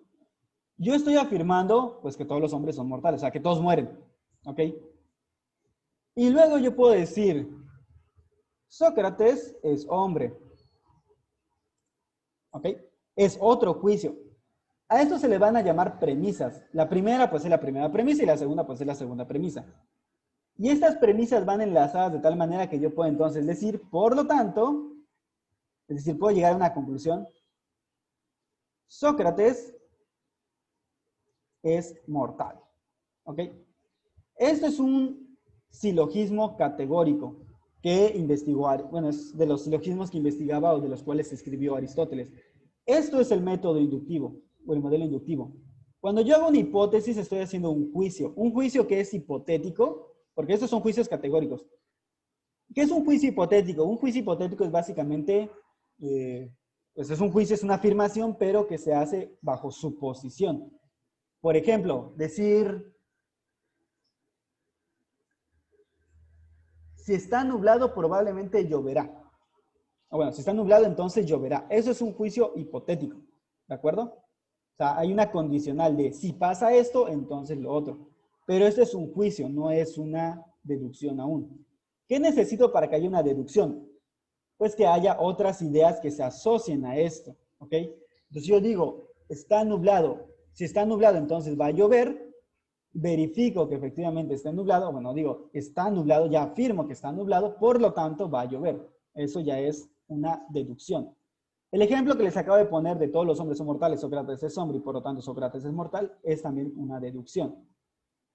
Entonces, diferentes tipos de juicios, pero al fin y al cabo lo mismo. Cuando hablamos del modelo de hipotético deductivo, es decir, donde hay hipótesis, mi hipótesis, a pesar de que yo no la escriba en forma de condicional, es un juicio condicional, es un juicio hipotético, es una suposición de algo que es posible, pero que no estoy afirmando que así sea. O sea, es una creencia, en pocas palabras, es una suposición. Por ejemplo, si como muchas hamburguesas, entonces engordaré. ¿De acuerdo? Eso es una hipótesis. ¿Cómo lo voy a demostrar? Pues como muchas hamburguesas. Y luego si engordo, entonces quiere decir que era cierto. ¿Ok? ¿Por qué se dice que la hipótesis se deducen ciertas consecuencias? Porque si yo afirmo, todos los hombres son mortales, quiere decir, o sea, la consecuencia que se deduce de esto es que cualquier persona, o cualquier ser humano, entonces a fuerzas tiene que ser mortal. Entonces aquí yo ya sé la respuesta prácticamente de antemano. ¿Cuál es la consecuencia que yo espero si digo Sócrates? Pues espero que también sea mortal. Es una consecuencia que se deduce. A pesar de que aquí en la primera frase no menciona a Sócrates para nada, pero al ya suponer, bueno, al yo afirmar que todos los hombres son mortales, se deduce por consecuencia que cualquier ser humano que yo mencione tiene que ser necesariamente mortal. ¿Ok? Otro ejemplo. Ningún dios muere. Bueno, ningún dios es mortal. Es lo contrario. ¿Qué consecuencias se deducen? Pues que cualquier otra cosa que no sea Dios, animales, plantas, bueno, que no sea un Dios, animales, plantas, bacterias, seres vivos en general, planetas, cualquier otra cosa va a morir y que lo único que no muere es Dios. O sea, es una consecuencia, ni siquiera lo tengo que decir, ya está implícito en la misma idea. ¿Me explico? Por eso es que así funciona el método experimental. Yo hago una hipótesis de la cual se deducen estas consecuencias. Pues sí, si las aguas negras tienen mayor alimentación, pues obviamente va a crecer más algas, ¿no? O sea, esa es la consecuencia que se espera. Y lo único que hago con mi experimento, pues es verificar que efectivamente así suceda. Si mi experimento me demuestra que no sucede así, quiere decir entonces que mi hipótesis era incorrecta. Más bien no es que era incorrecta, sino que no fue válida, ¿ok? Que al final no demostraba o no era lo que yo pensaba, y entonces modifico la hipótesis, se modifican las posibles consecuencias que se deduzcan de esta, y ya puedo diseñar mi experimento o mi investigación para comprobar esta hipótesis. Entonces, una deducción es un razonamiento que parte de premisas de las cuales se infiere de forma necesaria su conclusión. ¿Ok? Esa es la definición más exacta. ¿Por qué no digo que pase de lo general a lo particular? Porque resulta que realmente un razonamiento deductivo no necesariamente va de lo general a lo particular. A veces puede ir de lo general a lo general. Lo importante es que las consecuencias, o bueno, que las conclusiones se infieren, es decir, se sacan directamente de las premisas de forma necesaria. Es decir, no hay de otra. Si yo dije que todos los hombres son mortales, no hay de otra. Sócrates tiene que ser mortal también. ¿Me explico? Es una consecuencia necesaria, como en las matemáticas. 1 más 2 es 3. Punto. No hay discusión. ¿Ok? Entonces, bueno, no hay discusión en el sentido de el razonamiento. Si yo modifico el razonamiento, pues igual puede ser que sí me dé otra cosa. Pero en general el razonamiento ya está. O sea, ya hace parte de esta idea. ¿Ok?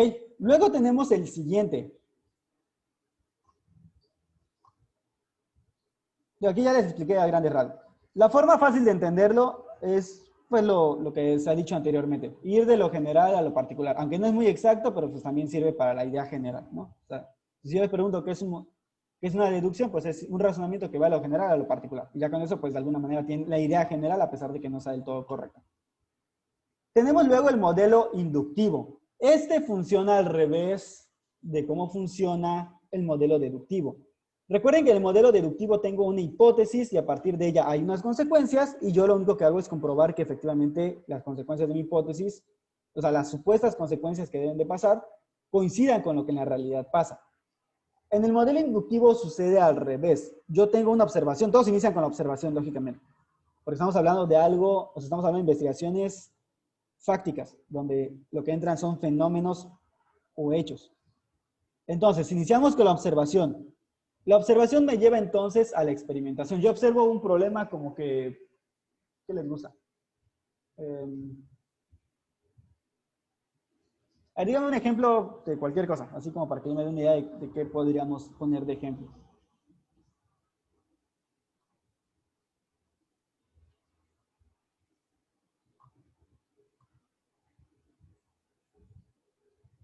¿Ninguna idea?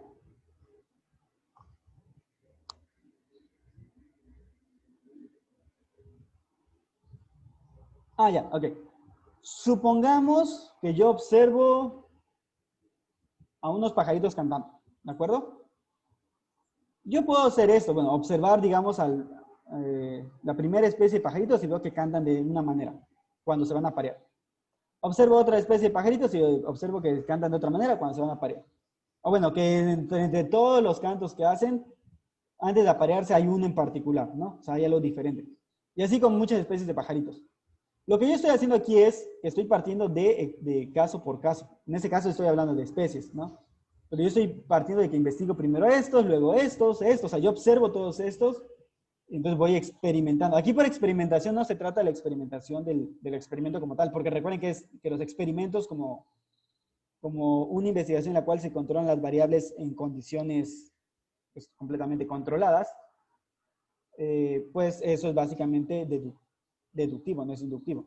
Pero aquí más bien se trata de que observo casos, caso por caso, o parte por parte, y con esto yo voy comparando, es decir, comparo lo que observé aquí, con lo que observé aquí, con lo que observé aquí, con lo que observé aquí, y a partir de estas observaciones y estas comparaciones yo abstraigo aquello que tengan en común, ¿ok? O sea, ¿qué es lo que tienen en común todos estos cantos de las aves?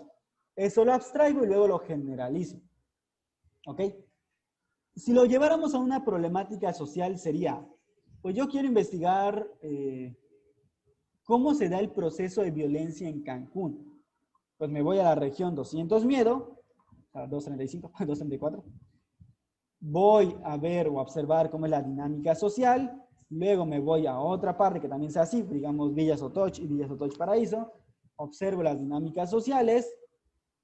Lógicamente aquí por observo se puede, me refiero a que podemos utilizar diversos métodos, desde encuestas, entrevistas, grupos de estudio, bueno, grupos de discusión se le llaman, el modelo observacional propiamente, porque la observación en sí misma es un método, o sea, tiene su metodología propia, no es tan sencillo. En ecología se utiliza mucho la observación, por ejemplo, etc. ¿no? O sea, yo puedo hacer todo esto. Comparo los resultados de todas estas zonas que he observado, comparo los resultados de cómo, bueno, de los grupos de investigación, de los grupos de discusión, de las encuestas, bueno, de las entrevistas, no tanto encuestas, sino entrevistas, de las observaciones, etc. Todos estos datos yo los comparo, abstraigo algo de ahí y entonces creo una teoría, que recuerden que en este caso la teoría funciona al final como un tipo de hipótesis más abstracta, pero hipótesis al fin y al cabo.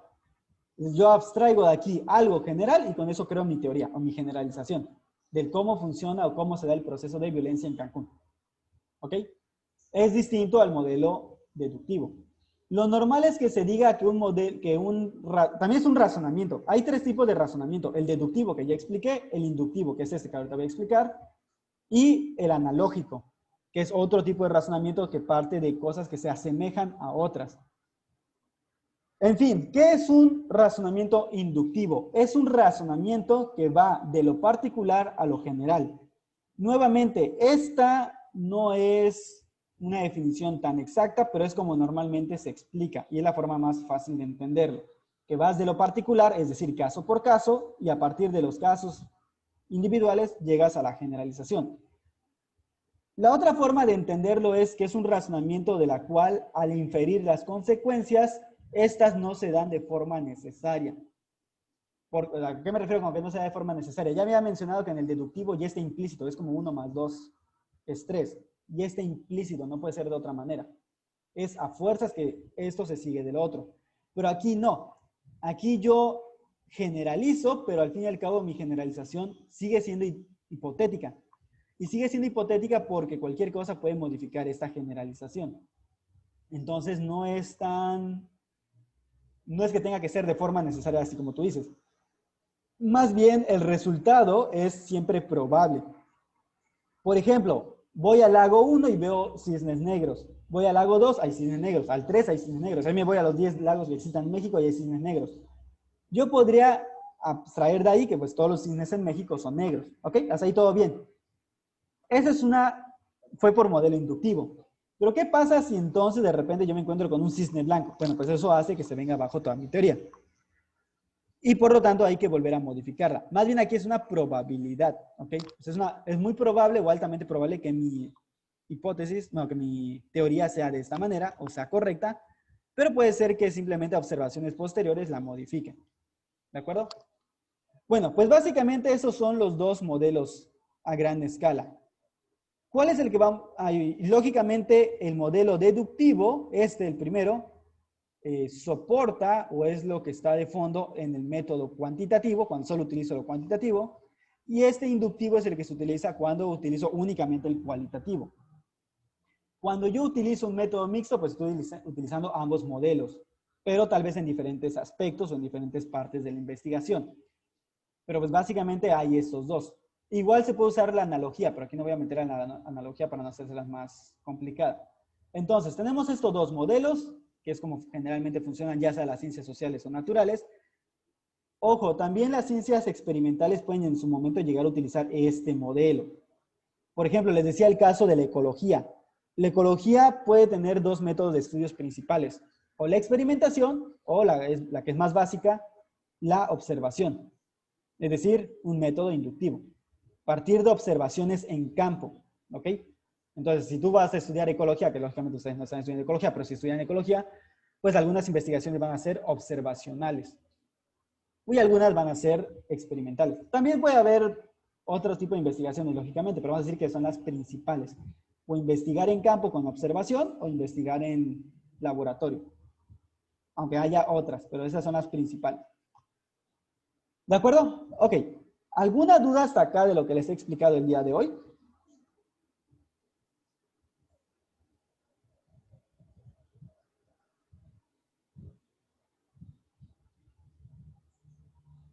¿Ninguna duda, seguros?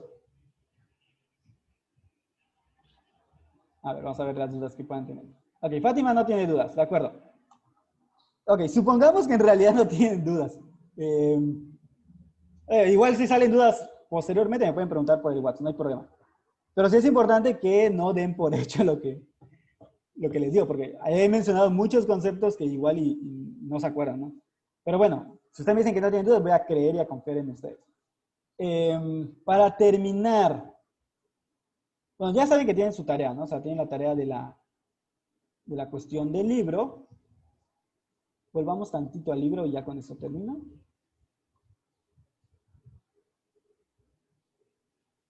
Ok, ya tienen su tarea de por sí. De cualquier manera, sí les sugiero que lean antes de, o sea, para la siguiente clase.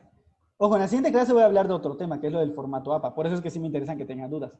Entonces, léanse, además, o sea, lo de la tarea seguramente ya lo tienen que terminar, o estar a punto de terminar, porque recuerden que hoy se entregaba, entonces, pues ya les di otro día extra, pero de cualquier manera, pues teóricamente ya deberían de estar por terminar.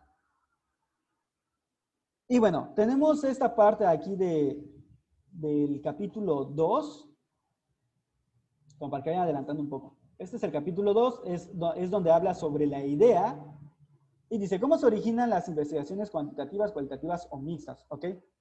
Pues ¿cómo se originan? A través de las ideas o de ideas, sin importar cuál tipo sean, ya sea un primer acercamiento a la realidad objetiva, que será cuantitativa, la perspectiva, a la realidad subjetiva, que sería pues, cualitativa, o intersubjetiva, que es desde la óptica mixta, ¿ok? Entonces, váyanse leyendo sobre esto, ¿ok? Todo el capítulo 2, que habla de pues, las ideas. Vamos a ver, dar en cuenta, les trae esquemas, les trae todo. Les sugiero que siempre tomen apuntes en su libreta, que ya se los he dicho anteriormente, pero tomen apuntes en su libreta para que tengan pues las ideas más claras. Igual si tienen preguntas, anótenlas en la libreta y ya la siguiente clase, antes de iniciar con el tema de aquella clase propiamente, pues me van preguntando.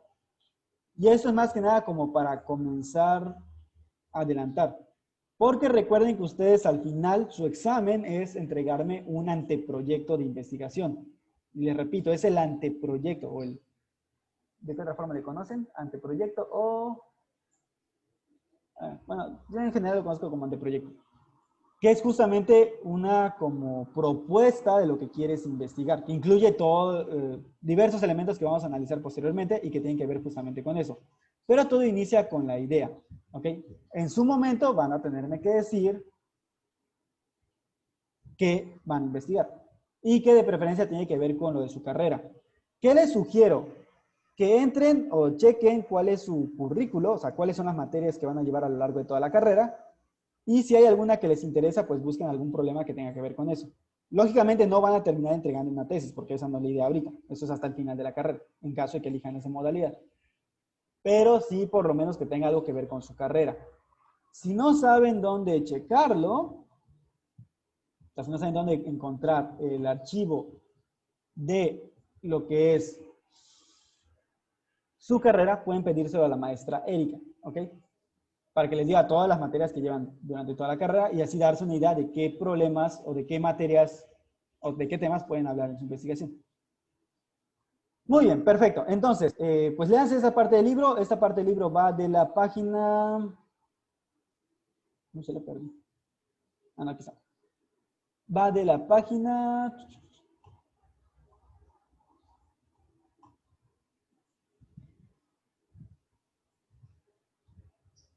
Bueno, es la hoja 61 del PDF, pero no sé qué página es del libro. Aquí está. La página 28 del libro es el final, entonces inicia en la...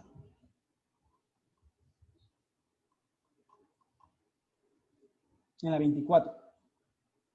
Ok, de la página 24 a la 28 es lo que tienen que leer. Esto es, lógicamente, simplemente lectura. No es que vaya a haber alguna tarea en específico, pero les sirve para ir adelantando. Y con eso me parece que ya podríamos terminar por el día de hoy. Si no hay dudas, entonces pues podemos dejarlo hasta acá. La siguiente clase solamente les explico qué es lo que vamos a ver, que va a ser el formato APA. Eso es tal vez lo que más le choca a la gente, pero es importante verlo. Les voy a enseñar todo el formato APA, no solamente cómo se hacen las, ¿cómo se llama? No solo cómo se hacen las fuentes o bibliografía o referencias o otros nombres que reciba exactamente lo mismo, sino en general cómo todo se tiene que entregar en formato APA, ¿ok? Hay cosas que son muy básicas, que son muy elementales, entonces ya irán viendo pues que son, bueno, son sencillas, vaya, no son complejas. Hay otras que sí son molestas, pero que bueno, en general no son tan problemáticas. Y sobre todo lo más complicado, que es lo que más le cuesta a la mayoría. Lo que es poner citas, porque a veces las confunden con las referencias, y lo que es hacer una referencia. Que también la referencia me parece que es bastante sencillo. Más bien el problema es las citas, y que aparte, pues, la hagas de la forma más correcta posible. Y sobre todo elementos de cómo se ponen las tablas, cómo se ponen los gráficos, etc., ¿no? Y esto es para la cuestión de la materia, ¿ok? Al final, si tú haces una tesis o haces una tesina, o simplemente para esta materia, tu investigación tiene que respetar este formato. Hay muchos formatos, este es simplemente uno de los tantos que existen, pero es el que más se utiliza en ciencias sociales y sobre todo en psicología, que es justamente, y psiquiatría, que es de donde nace este formato. Pero hay otros que son todavía más complicados y más tediosos. Este me parece que es de los más sencillos. Y además es el que normalmente se les enseña también en la prepa. Porque en la universidad es lo que normalmente andan pidiendo ahorita los maestros. Entonces, pues es más fácil aprenderse este que aprenderse, por ejemplo, un formato Harvard, o un formato Michigan, o un Chicago, o el MLA, etc., ¿no? Bien, vamos a dejarla hasta acá entonces. Entreguen su resumen y ya con eso, pues, ya tienen su primera tarea. La segunda tarea, pues, una vez que veamos el formato APA, va a venir. Y si no, es que ahorita les pongo otra segunda tarea, pero lo estoy pensando. De cualquier manera, lógicamente, les estaré avisando si dejo otra tarea extra o no. Pero por el momento es todo. Los que no han entregado, en el caso de Elvis, que es nuevo y que se acaba de integrar, bueno, nada más que me suban todo lo que falta y ya empiezo a calificar los ejercicios que ha habido en clases durante la semana pasada. ¿De acuerdo? Bien, ¿algo más con lo que quieran o que quieran ya mencionar antes de terminar?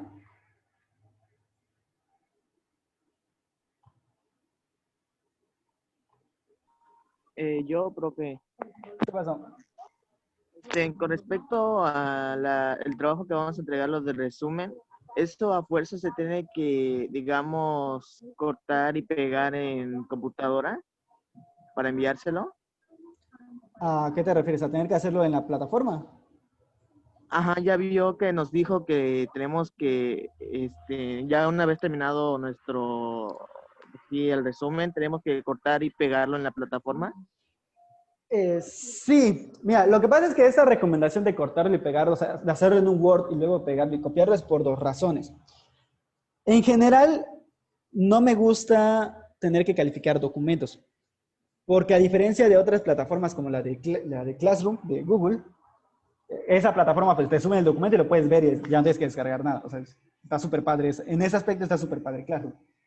El problema de subir archivos en esta plataforma es que a fuerza lo tengo que descargar. No hay como una vista previa. O por lo menos la ingeniera eliminó esa opción de ver el archivo previo porque consume mucha memoria. Entonces, ese es como lo primero. Por eso, más bien pediría que lo hicieran a través de la aplicación de... Ay, se me olvidó cómo se llama. Bueno, la que tiene actualmente donde está la tarea, que lo pueden hacer directamente en plataforma y así no tienen que subir ningún archivo. ¿Cuál es el problema y el por qué les recomendé hacerlo en un Word? Al fin y al cabo lo tienen que pasar luego a la plataforma. El problema no es que la plataforma no sirva. El problema es que la plataforma tiene un sistema de seguridad después de cierto tiempo se bloquea. Por alguna extraña razón, las plataformas educativas son muy quisquillosas con la seguridad. Entonces, si pasan ciertos minutos sin actividad, pero recuerden que actividad para la computadora no es que tú estés tecleando. Actividad es que estés tocando botoncitos o cosas así. Entonces, si pasa, y que obviamente eso implica que te tienes que salir de la página, ¿no? Si eso llega a pasar, o sea, que tardas, no sé, 10 minutos y no estás en actividad, la plataforma normalmente te saca. Y por lo tanto, o bueno, no te saca, sino que tú crees que está funcionando normal todo y cuando ingresas la información, digamos que ya escribiste todo tu resumen, ¿no? Cuando le das enviar, resulta que te dice que se acabó la sesión y entonces si le das ingresar a la sesión nuevamente te va a aparecer todo, pero ya con la información borrada. Es decir, te va a aparecer la misma página que estabas, pero con la información borrada.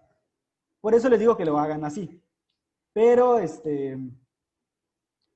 pues creo que mejor les voy a abrir o sea, les voy en lugar de subirlo ahí directamente, al menos que ya lo hayan hecho. Bueno, por esta vez háganlo así. Ya en la siguiente prometo que en lugar de hacerlo de esta manera para que no suceda eso, a menos que sea una tarea muy pequeña, se lo subo con la opción de que suban el archivo en lugar de tener que hacerlo directamente en la computadora.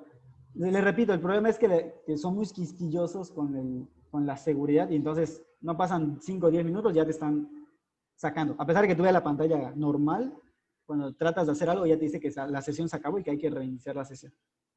Entonces, pues es eso, es más que nada por seguridad que hacen esto las plataformas. En general las escuelas por alguna razón son bien exageradas con la cuestión de la seguridad.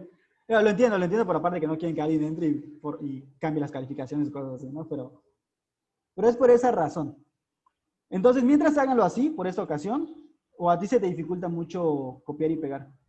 Digo, porque hay veces que me dicen que no pueden, o sea, que por más que lo intentan no les permite copiar y pegar. Sí, de hecho ese es el problema que yo tengo. No me deja pegar la información. Ok, perfecto. Qué bueno que me lo dices. Entonces, vamos a tener que modificar esto. A ver si es de correos. A ver, permítame un momento.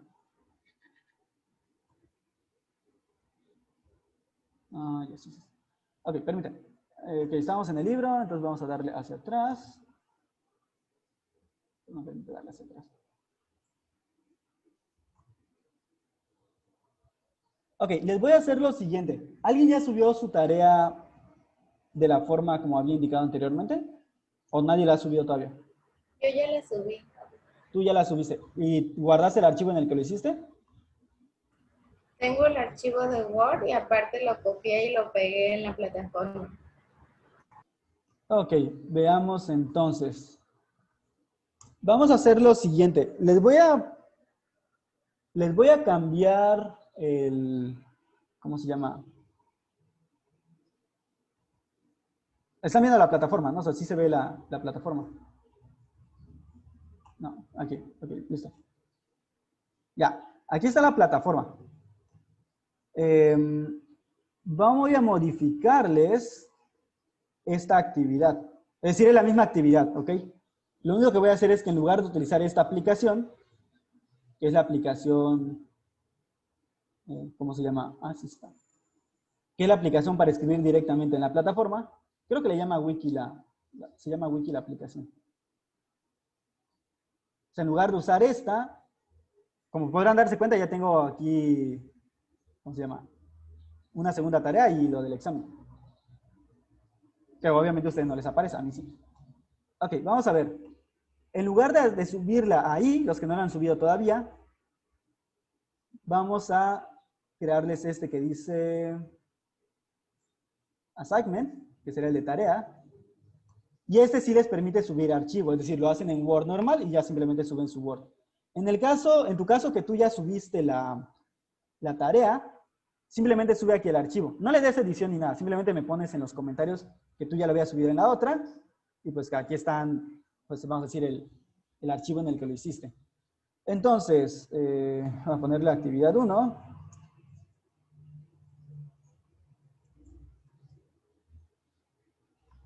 No recuerdo cómo lo tenía hace rato. Pero... Ah, sí, actividad 1, resumen. Actividad 1, resumen. Ok. Es la misma tarea, simplemente voy a copiar y pegar las indicaciones. Y en lugar de escribirlo allá en donde les dije, o de copiar y pegar, aquí suben el archivo Word, ¿ok? Les va a dar aquí la opción de subir el Word. Les va a aparecer, de hecho, algo más o menos así para subirlo. Las fechas, pues es lógicamente la misma. Les dije que les iba a dar hasta mañana a las 11. Y para que así, bueno, hasta las 11:59. Ya si no lo suben es que de paso de plano no trabajaron. Ok, y bueno, esto es ya para mi cuestión. ¿Cuánto les permite subir? Hasta 50 megas. Ok, ¿de acuerdo? Ya con esto, pues ya está. Ya simplemente suban el archivo aquí. Quien ya lo escribió en la otra, bueno, suba lo que tenía o el archivo que guardó anteriormente en esta nueva. Es la misma tarea, simplemente pues ahora van a subirlo acá. ¿De acuerdo? Esa es la única diferencia. Y pues ya está. Entonces, si a alguien le estaba costando copiar y pegar porque no se lo permitía su computadora por alguna razón, que sí llega a pasar, eso sí sé que llega a pasar, por eso no me preocupo. Bueno, sí me imaginé que podía pasarle a alguien. Pues ya simplemente lo hacemos así. A ver, permítanme que cargue. Bueno, ya está. O sea, ya realmente ya quedó. Simplemente quiero moverlo del lugar a acá. Y listo, voy a eliminar este de aquí abajo, ¿ok? El que tiene el simbolito ese medio raro, como de una cruz. Ese lo voy a eliminar y voy a dejar solamente el de acá arriba.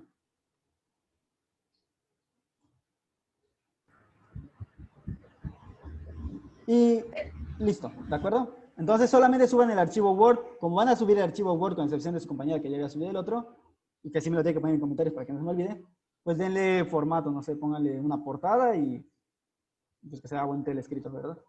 Todo, o sea, aquí súbanlo y listo. Ya luego iremos viendo otras actividades, pero mientras pues ya está esta. ¿De acuerdo? ¿Algo más?